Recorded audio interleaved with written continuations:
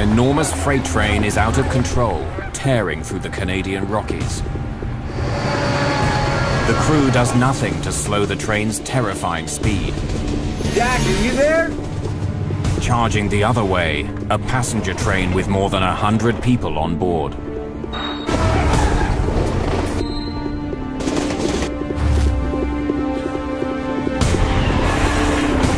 Front end, Jack, come in. Oh my God. Mayday, mayday! We're doing 90 miles an hour, out of control. Take a life jacket! Where's the Coast Guard? Don't let go!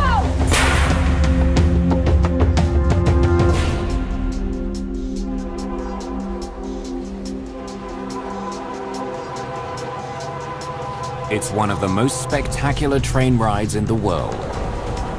Every year, thousands of people take the slow and easy way through Canada's Rocky Mountains. Avoiding traffic, they take the train and leave the driving to somebody else. In late winter, 1986, a gentle trip through the Rockies will end tragically.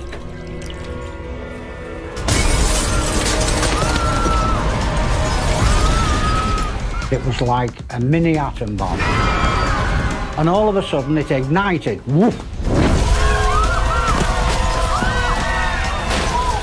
I'm gonna help you. I can hear the women screaming, you know, to save her baby.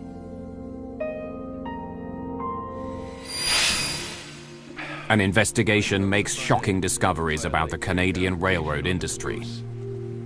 At that time, I didn't think that anything was wrong.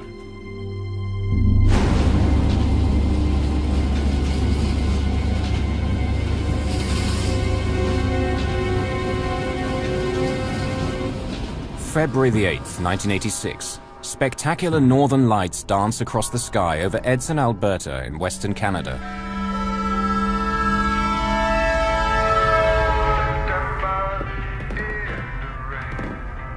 Driving freight trains has been a lifelong dream for 48-year-old Canadian National Railways engineer Jack Hudson. But after 16 years on the job, he knows all too well that it can be a grueling career. Because Canadian freight trains travel such vast distances, up to 12 local crews may be used in the course of one cross-country journey. Hudson works a mountainous stretch of track through Alberta, running between his hometown of Jasper and Edson to the east.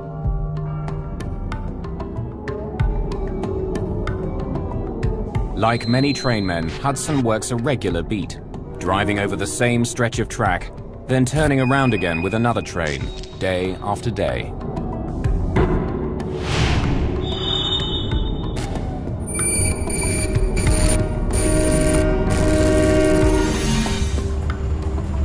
At around 11 p.m. last night, Hudson got off the freight train from Jasper and spent the night here in the company bunkhouse at Edson.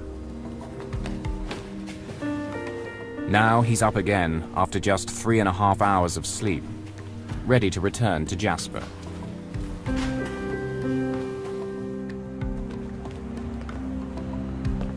At the station, he's joined by his brakeman. Like Hudson, 25-year-old Mark Edwards lives in Jasper. And like Hudson, he hasn't slept very much. Did you get some rest?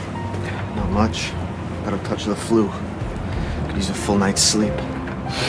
Hudson and Edwards will ride up front in the first engine.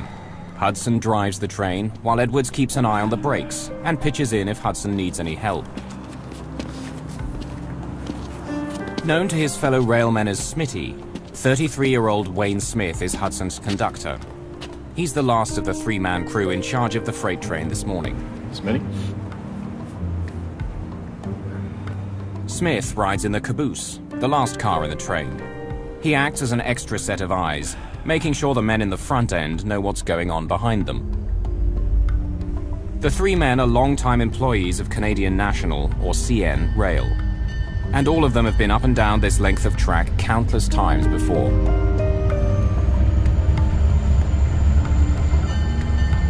The train they're riding today is enormous, CN train 413 is just under 2 kilometers long. The cars are filled with a collection of grain, metal pipes, and chemicals. It tips the scales at more than 11 million kilos. As the freighter rolls into Edson, it slows to a crawl, but doesn't stop. Getting it started again would take time, and the crew wants their trip to begin as soon as possible.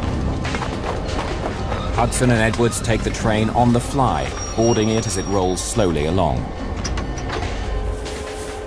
According to CN Rail's Code of Conduct, this is illegal, but it's something crews do routinely.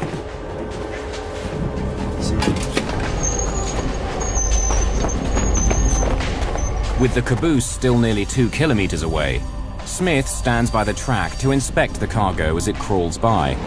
He makes sure there's nothing obviously wrong with the freight or the cars carrying it. All set, Jack. Clear signal leaving Edson. Clear signal leaving Edson. Another part of Smith's job is to stay in touch with the front end of the train. He's supposed to make sure they're alert throughout the journey.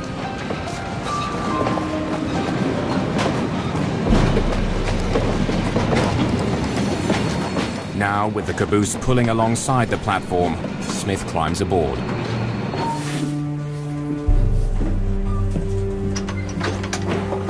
Okay, he's got the brakes off. You're good to go. See you later. At 6:40 a.m., Hudson pushes the throttle. The freight train picks up speed as its 8,000 horsepower diesel engines open up. The CN freight train begins the long haul west to Jasper. The men are going home. Dispatcher to 413. Good morning, dispatcher. Good morning, Jack. But Hudson isn't sure exactly how long his train is, or precisely what he's carrying. Dispatcher at Medicine Lodge here. I haven't had a chance yet.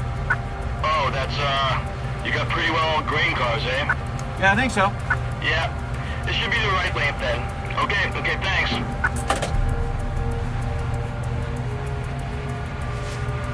As 413 roars west, a Via passenger train speeds east on the same track.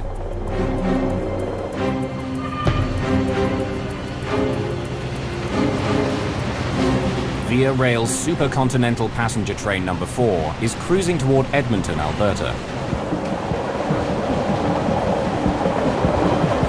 More than 100 passengers are enjoying the spectacular scenery as it cruises through the rugged Canadian Rockies. 36-year-old Jamie Haight is a car assembly operator. He's headed home to Ontario after a 2-week visit to his family in Vancouver. It's a very, very small community that you're in close proximity with a lot of people very, very suddenly. And so there's a lot of people we got to meet and got to interact with. I remember there was a couple of ladies that we met over dinner. One was very, very pregnant. While some passengers are still sleeping, Haight goes into the day coach to do some reading before breakfast.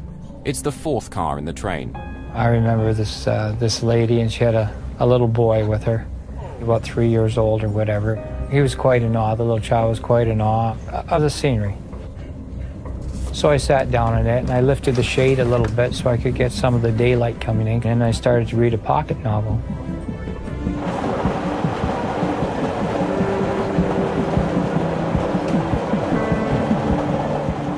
Several cars behind Haight is 61-year-old assistant conductor Herbert Timpey. An old hand on the Canadian passenger line, he's been riding this piece of track for 7 years. I had to be the assistant conductor and look after the passengers on that train.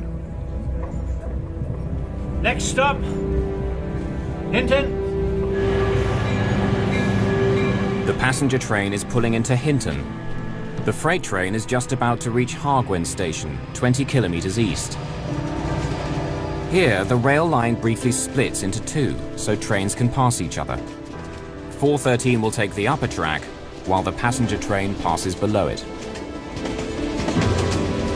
As Hudson approaches the split in the tracks, traffic signal lights tell him to slow down. Smitty, we've got an approach limited signal at Hargwen. Next station, Dalehurst, over. Head end of 413, approach limited at Hargwin. Next station, Dalehurst. Out.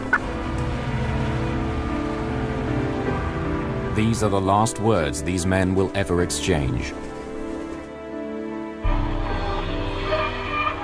A dispatcher in Edmonton sets a switch, and 413 is forced onto the upper track.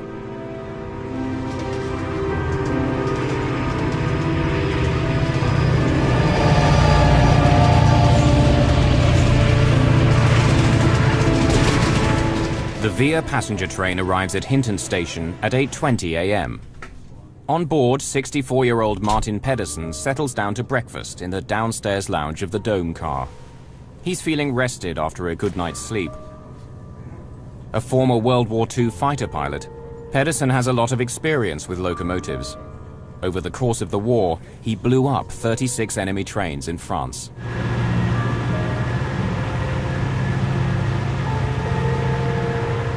The night before, Pedersen swapped war stories with another veteran he met on board. 61-year-old Kenneth Cuttle is a former Royal Marine. It was February. I was going to Edmonton to look for another job. Like Pedersen, Cuttle also fought behind enemy lines in World War II. Cuttle and Pedersen are survivors.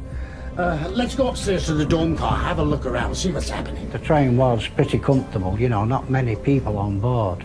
I said, let's go up to the Dome car because it was just coming light and we see lots of things which you might not get another chance to see. We were in the foothills of the Rocky Mountains. There are now 115 people on board. But the train will never make it to Edmonton. And the passengers and crew enjoying the early morning trip will soon be fighting for their lives.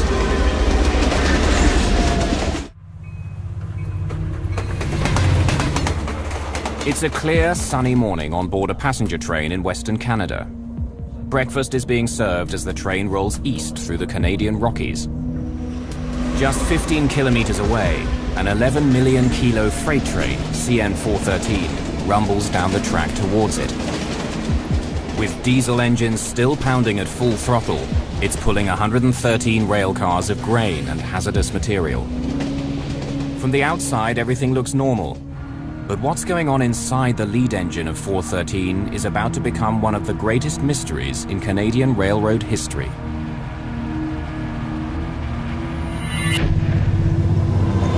Freight trains and passenger trains often travel on the same track. For short sections, the track splits, so trains heading in opposite directions can pass safely. Today, 413 is on the upper branch. Signals tell the freight train to slow, then stop completely. The signals will only turn green again once the passenger train has passed safely by below. Then the freight train can rejoin the main line.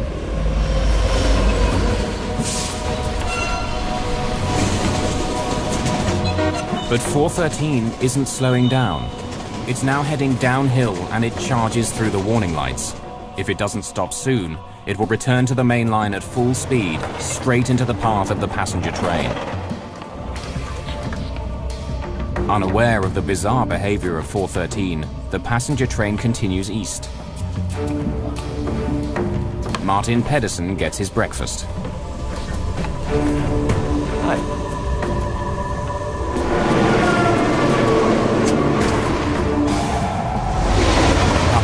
The freighter thunders through the last set of light signals, ignoring 3 red lights that command it to stop.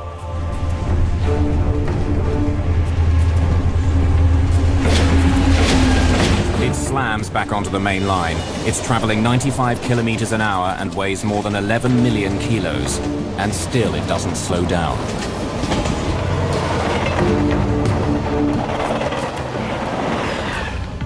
Herbert Timpey sits to relax. Ken Cuttle has a clear view of the railway ahead. I got in conversation with an English guy, and he had his back to the front, and I was looking over his shoulder forward the way the train was going. There was a flickering light in the distance.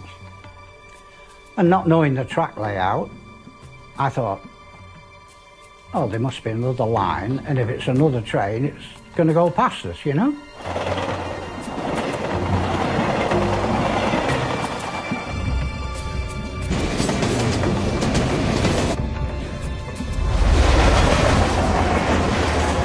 Just as I was reading the pocket novel, one of the girls from the partier group happened to just walk past me.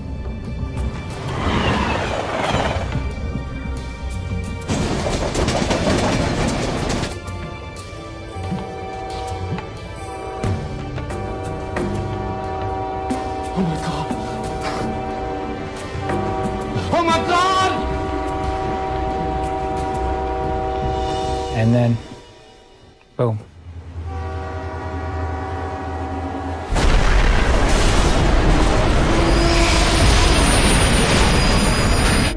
The trains collide like two charging rams at a combined speed of nearly 200 kilometers per hour. Passengers are rocked by one collision after another as 70 freight cars pile into the wreckage. Like an incoming wave, grain cars, long pipes 3 foot in diameter, 30 feet in length, you name it. And these were flying through the air like toys. Thrown from the tracks by the force of the collision, one freight car flies through the air, smashing to a stop on the Via train. The whole world seemed to explode. It was like a mini atom bomb. It was a big mushroom of black smoke.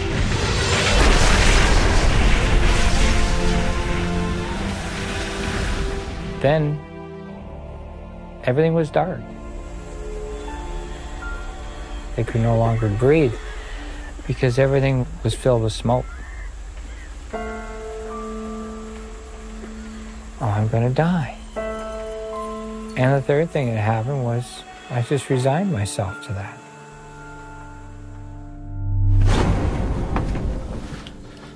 I've been working about 37 years and on the railroad, and I never seen anything so bad.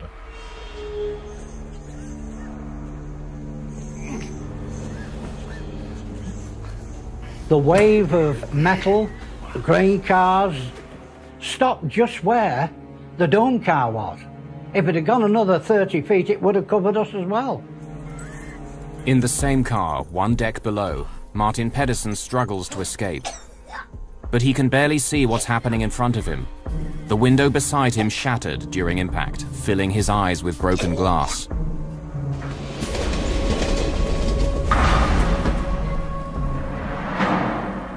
Almost 2 kilometers behind the engine, the caboose of train 413 finally lurches to a stop. Conductor Wayne Smith sees a ball of fire glowing in the distance, but he has no idea how bad the situation is. Front end 413. I think we're in the bush or we're derailed. There is a big explosion up here, and we have chemicals on the train, so stay away from it. Stay away from the dangerous goods. But all Smith gets in reply is an ominous silence. Passengers continue to struggle to escape the mangled wreck of their train as the smoke thickens. I was trained well in the Royal Marines to survive and to act spontaneously. There was a window at the back of the dome car and it was all cracked, and I just jumped up on the seat, smashed my head through the glass roof and shouted, "Come on, let's get out."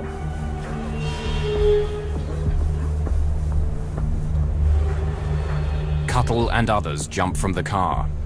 And I looked back, and all of a sudden it ignited. Woof!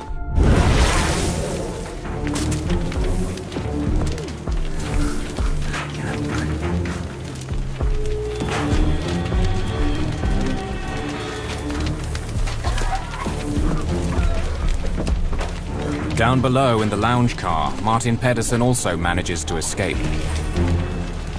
But others aren't so lucky. Many are still trapped in the burning cars, including passenger Jamie Haight. The roof of the coach had been crunched down. I mean, I'd lost my glasses. I couldn't see, I couldn't breathe.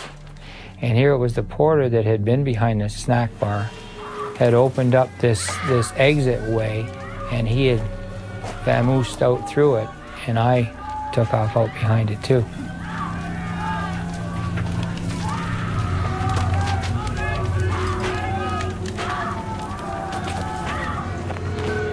Snap out of it. He was in shock. Hey, snap out of it. Hey, buddy, pull it together here. You know, there's people in here and we got to do something about it, but... Half blind without his glasses, Haight goes back inside, trying to help others out of the wreck. 413 here, dispatcher. Back in the caboose, Smith is talking to the freight train's dispatcher, some 285 kilometers away in Edmonton. Everything in the air. We're gonna get a doctor out here and some ambulance. Herb Timpey, the assistant conductor on the passenger train, can hear the conversation on his radio and breaks in. Passenger coaches all over the ditch. I'm getting an ambulance. And there's a whole bunch of cars on fire. You get that, dispatcher? We need the fire department here very badly. Some coaches are trapped with passengers inside. They're burning. I don't think the engineers lived through this one. It's a real mess. Okay, that's right on the switch at Dalehurst, eh? Yes, I'm gonna walk up there and see if I can be of any assistance. What was the signal at Dalehurst when your head end called it? Pardon me? What was that signal on that signal at Dalehurst? Well, I was calling him for the signal at Dalehurst quite a few times, but I kept calling him and there was no answer. Well, it should have been red on the panel. Well, he must have ran it then, dispatcher, because I could not get a hold of him. I tried and I tried. Okay, all right.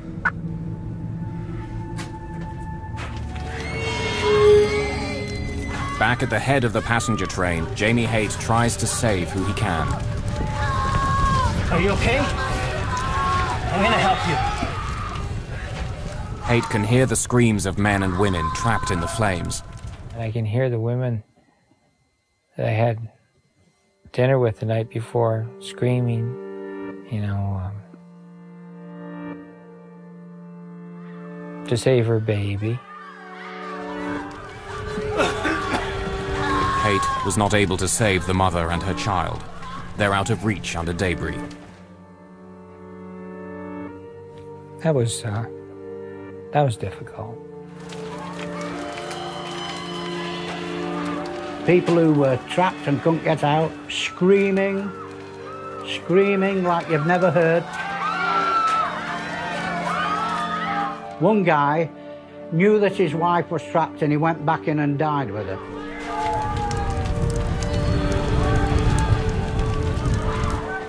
Another woman in the carriage under where we were had most of her leg cut off. James Haight courageously decides to go back inside. The fire is a scorching 660 degrees, but Haight tries to save one more life. But there was a chap right in front of me there, and it was the chap I had dinner with the night before. And all of a sudden the flames came and consumed him.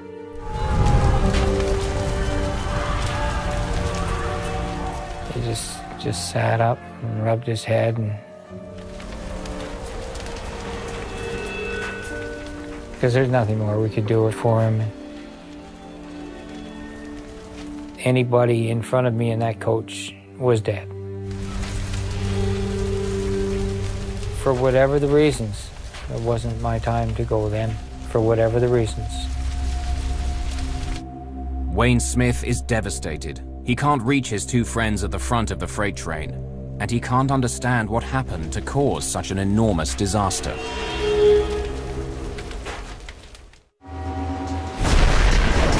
In Western Canada, a freight train has smashed head-on into a passenger train carrying more than 100 people. In the minutes after the collision, survivors are dragging themselves from the burning wreckage, while others are still trapped inside. One of the girls that had been in the car in the morning, and I looked at her and I said, "Oh, I'm sorry to tell you, He had no choice but to tell her what happened to her friend in the train. Your friend was in the car here." She died, trapped in the burning debris. I felt like the worst person in the world, because I had to tell her. If I could have taken back that 1 second in time to not tell her, you know.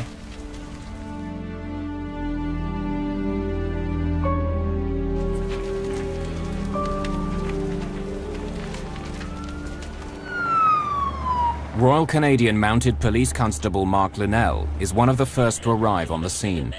I was told there was a train derailment, not a train crash. I mean, there's a double whammy.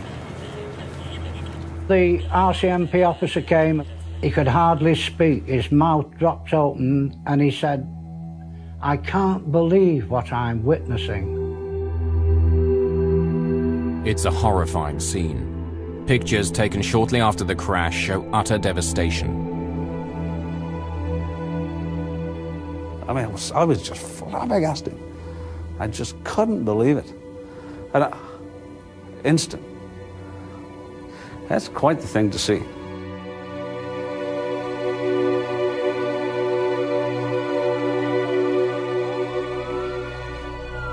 The collision is 18 kilometers from the town of Hinton. It takes emergency crews some 45 minutes to get there. I was in the Marines in England for 14 years. I'd seen a lot of disasters, man-made disasters, terrorist bombs. And I thought I'd seen it all. There was a lot of blunt force trauma, of course, flying glass, burns. And then I saw what appeared to be two bodies in the restaurant car hugging each other. So we found out later that was a man and wife. And this was one heck of a shock. As Linnell is escorting survivors away from the site, he sees a lone man with a radio coming down the track. How's the front end doing? What's your name? Smith is about to learn that his colleagues aboard his train are dead. Like, what happened? Like, did they make contact with the... We're still under investigation, and there's not a lot I can tell you right now. Okay, so they still might be... I mean, I'm really sorry.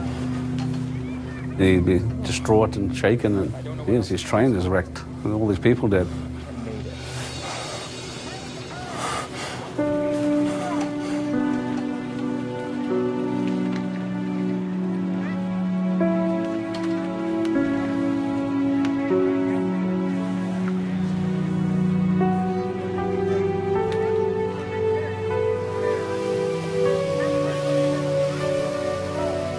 The Hinton train disaster is the worst railway accident to strike Canada in 35 years. More than $30 million in property are destroyed. 23 people are dead, and 71 others are severely injured.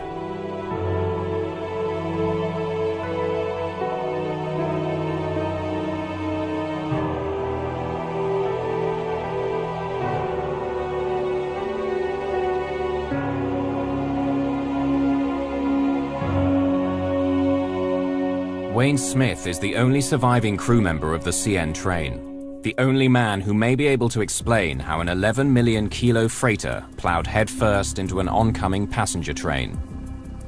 What he knows could be critical to unraveling the cause of the disaster. 2 days after the collision, the Alberta government establishes an official commission of inquiry, and the Honourable Mr. Justice Rene P. Foisy leads the investigation. Judge Foisy is a justice of the Alberta Court of Appeal. It was reasonably simple. I mean, what caused the accident? But it turned out to be a lot more complicated than that because there were no easy answers as to what caused the accident. Freight and passenger trains routinely use the same tracks without incident. What was different this time? Over the next 11 months, Foisy calls on 150 witnesses and specialists to help him find out. I think what has most surprised me is the complex procedures, the equipment, the overall complexity that we have to look at in running a railroad and what goes on in running a railroad. While Conductor Smith recovers from the accident, Foisy gets to work. He begins by studying the signals that should have told the freight train to stop. If they weren't working, the crew on 413 may not have thought they needed to slow down. CN did a very in-depth test on the signal system, and it was determined that it was performing properly.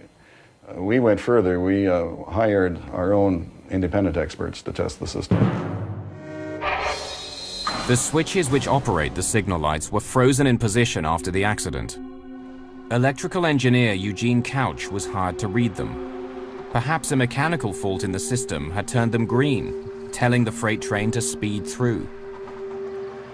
A fault does not give a positive green light to any situation. So if there was a fault in any controls part of the system, it would have forced everything to go to red, which meant the passenger train would have stopped and would have forced the freight train to stop.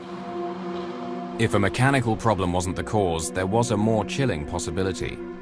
Perhaps someone set the freight train lights to green on purpose, causing the two trains to collide. Couch dismissed that idea too. To do that would mean that somebody would have to actually go there and really maliciously, change things. And there was no sign of any tampering on any mechanisms. Basically, our conclusion, we felt that the system was sound and was safe. Foisey believes the lights were red, but the freight train ignored them. Perhaps another mechanical fault was behind the crash. Well, I was calling him for the signal at Dalehurst Court. In his statement after the crash, Conductor Wayne Smith told Royal Canadian Mounted Police officers that something was wrong with his radio that morning. Because I could not get a hold of him. I tried and I tried. Maybe the front of the train was having mechanical problems, but they weren't able to get in contact with Smith.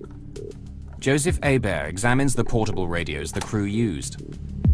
The first test was with the radio that was on the train that was in the accident at Hinton. The radio performed to specification. But even if the radios themselves were working, there could be another problem. Many CN employees claim there are places along the tracks where radio communication is impossible, so-called dead spots. And it's not a dead spot that's there 365 days out of the year. The possibility was also examined and dismissed. Sometimes you can't. Some radios are stronger, some are weaker.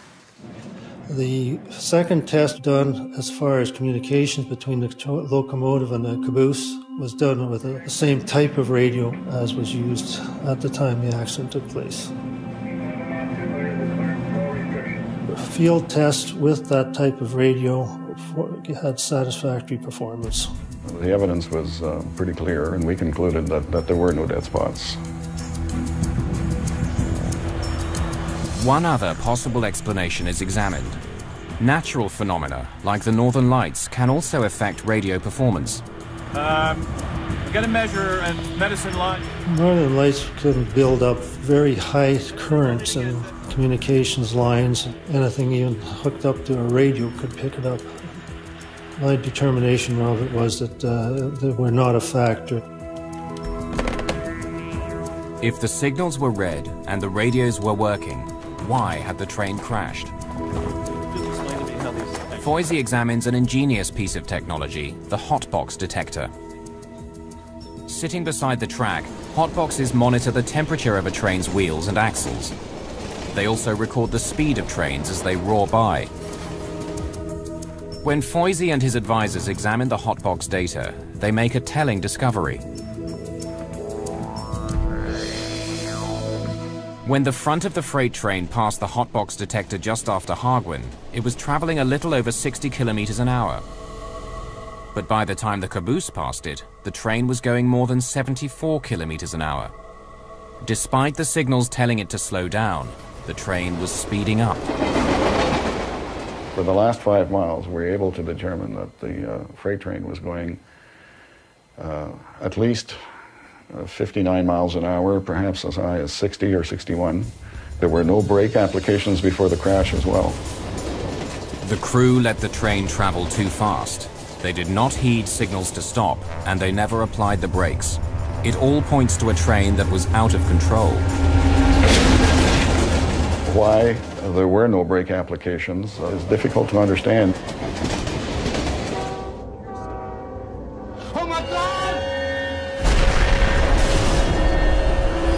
With mechanical problems ruled out, Foisey begins to examine the crew of the freight train. Perhaps there's something about engineer Jack Hudson, who was in charge of the train, that could explain what happened that day. As Foisey begins sifting through Hudson's medical records and interviewing his family, he makes a disturbing discovery. A train collision in Western Canada has killed 23 people. Another 71 are injured. The man leading the inquiry into the disaster has ruled out mechanical problems. Judge René Foisey now takes a closer look at Jack Hudson, the 16-year veteran who was driving the freight train. When Foisey and the Commission review Hudson's medical files, they're shocked by what they discover. Mr. Hudson was a man who was sick. He was an alcoholic. He had high blood pressure, which was problematic. He had diabetes. He had a pancreatic attack the summer before this accident. He had to wear a colostomy for a number of months. Foisey wonders if this long list of illnesses could somehow have led to the train crash. The engineer, Jack Hudson, had been killed outright in the crash and had severe injuries. So we couldn't determine whether there'd been a catastrophic medical event, whether he'd had a heart attack, for example, or a stroke, which had incapacitated him. But we were able to do toxicology, and there was no alcohol or drugs present. He did have a lot of health problems, and he had some problems at home. These problems at home appeared to be on the mend, and that he was not the kind of man who, if he was going to commit suicide, would take 23 people with him and injure another 70, some of them very, very seriously. So we discounted that possibility of a suicide. If it wasn't suicide, if Hudson did have a stroke or heart attack at the controls, why didn't his brakeman, Mark Edwards, take any action? Investigators come up with one plausible answer. Did you get some rest? Not much. Got a touch of the flu. Could use a full night's sleep. Perhaps Edwards had been asleep on the job. Dr. Alison Smiley is an expert on sleep and fatigue. Jack Hudson, he had at the very most, before he went on duty that day, 3.5 hours of sleep. And that is if he slept from the last moment somebody saw him till the moment somebody next saw him again, 3.5 hours. Brakeman said he had a touch of the flu and he'd had 5 hours sleep the night before. Wayne Smith similarly had insufficient sleep, about 5 hours before they cleared him. As the freight train passed the signals telling it to stop, the entire crew may have been fast asleep. You could work at any time of the day. So one day you might start at 4 o'clock in the morning, the next day you start at 2 in the afternoon. Their hours were so erratic, they were continually in a jet lag state because their physiology was never sort of fully adjusted to any particular working hours. When it comes to staying alert, train engineers face many challenges, including long rides up and down the same stretch of track. The tracks going by one after the other, it's a very soporific situation to work in, and easy to see how somebody, no matter how motivated, could fall asleep. At the time, trains were equipped with safety devices that would automatically stop a train if the engine man died or fell asleep, the so-called dead man's pedal. Basically, the engineer is supposed to keep his foot on the pedal, and while his foot is on the pedal, the train won't stop. If that pedal isn't depressed, then it will, after a number of seconds, give a warning, which is quite audible. And if nothing happens, then it will stop the train. But Foisey discovers that for many trainmen, disabling the dead man's pedal is standard practice. One of the excuses that was given by the engineers is that to go long distances, having to keep your foot on that pedal was very uncomfortable. And so that they would sometimes put something on the pedal, a lunchbox or something heavy enough to keep it depressed so that they could stretch their legs. Unfortunately, what was happening, this pedal was being depressed for long, long periods of time. But even if Edwards and Hudson had fallen asleep at the front of the train, and the dead man's pedal was rigged, conductor Wayne Smith at the back could still have prevented the disaster. Almost 2 months into the Foisey inquiry, Smith takes the stand. Doctors had kept him from testifying earlier, saying he was too traumatized by the accident. Now, for the first time, investigators will hear Smith reconstruct events on board his train in the moments leading up to the disaster. I was sitting looking out the back of the train from my desk when we passed mile board 169. That's the landmark that I used to initiate a call to the engineer to ask for the display at the Dalehurst approach signal. Head end to 413. What indication do you have at the Dalehurst approach signal 1703? Over. The front end of the train is supposed to respond, letting Smith know that they've seen the signal lights telling them to slow down. Head of 413. Can you hear me? Over. I probably called him 3 or 4 times. I didn't get a response on my gray radio. There was something wrong with it. What's the indication at signal 1703? Over. It's a surprising piece of testimony. Foisey already knows the radios were working fine. When Smith is asked how fast he thought the train was going before the collision, Foisey gets another surprise. I felt the front end give a light brake application on the caboose. Coming around the curve, I felt we were doing a track speed of about 50 miles an hour or less. But according to the hotbox detectors, the train was traveling almost 16 kilometers an hour over track speed, and there was never any application of the brakes. I went to my red radio, and I tried to get a hold of him on it. Jack, how's the Dalehurst approach signal 1703? I was calling him on channel 1 3 or 4 times, and there was no answer, so I tried to get a hold of him on different channels. But once again, Smith's testimony doesn't add up. Foisey has heard from other trainmen who were monitoring their radios in the area that day. No one heard Smith call. Smith says he was still trying to contact Hudson when the end of the train raced past signals telling it to slow down. Jack! As an experienced trainman, Smith knows that the next set of lights will likely be a triple red, telling the train to stop. He was getting no answer, and the train wasn't slowing down. An emergency brake cord was in easy reach, but Smith never pulled it.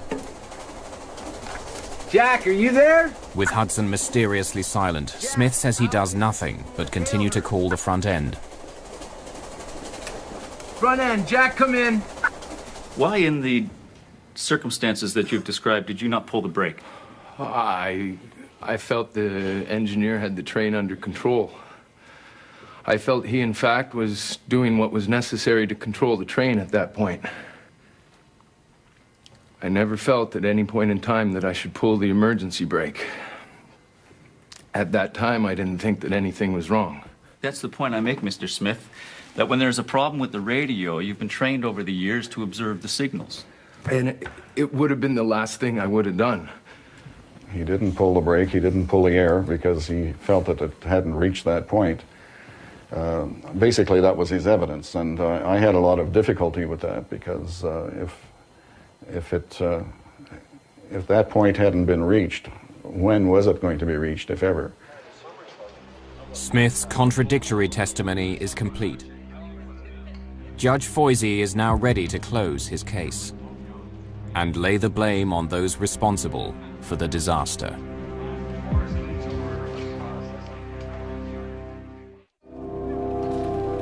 The inquiry into one of the deadliest train crashes in Canada is complete.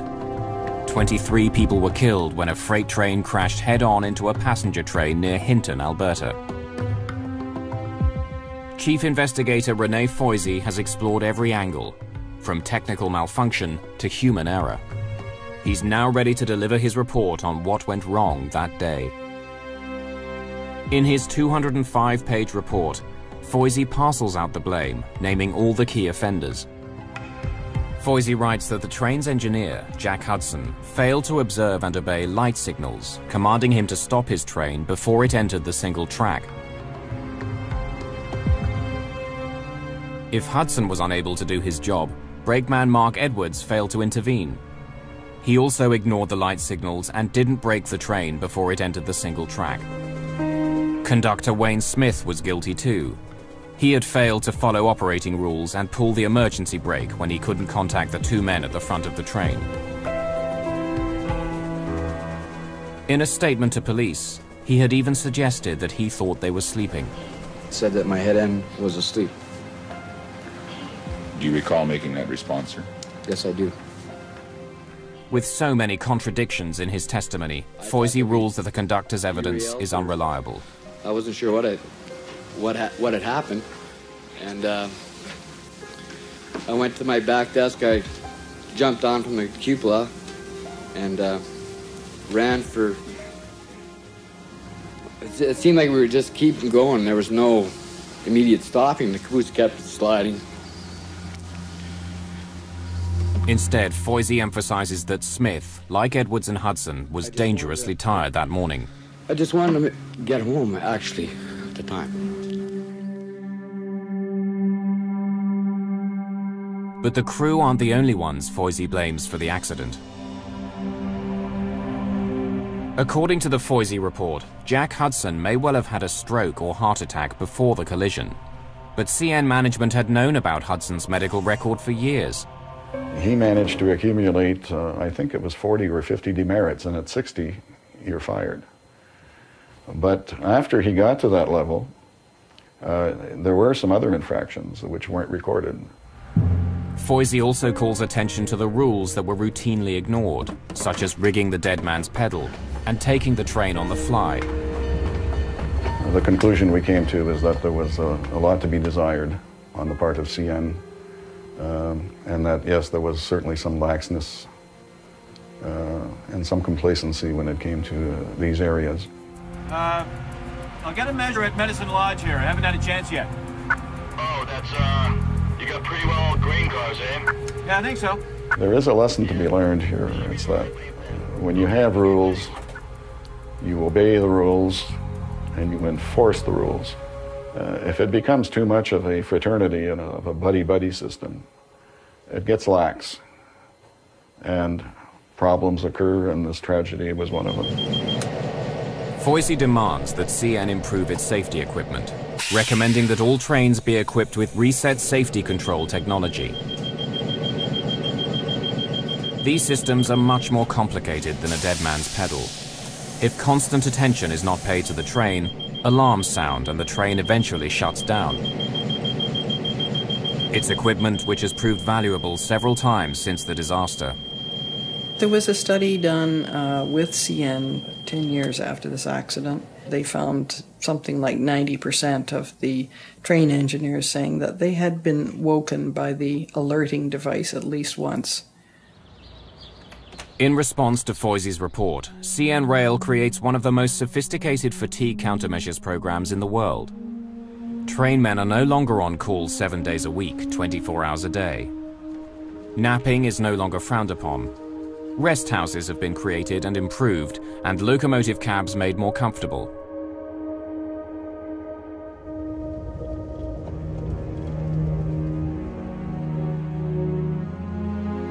For the victims of the Hinton disaster of 1986, changes to Canadian railroading come too late. I still remember the people that were killed in the accident and good friends I had on the railroad. And that's really, it does bother me. It's 20 years nearly. And I'm still going strong. Very lucky. I don't equate it to luck, no. No, too much of a tragedy to think about luck. There's too much hurt that happened inside of me. It took me quite a while to rebuild my sanity again. I got over it fairly quickly and got on with their life. There may be lots of other people who weren't as lucky. You can be going along in life, and then something can come along and just kind of destroy your very foundation or shatter your very foundation. And through no fault of your own.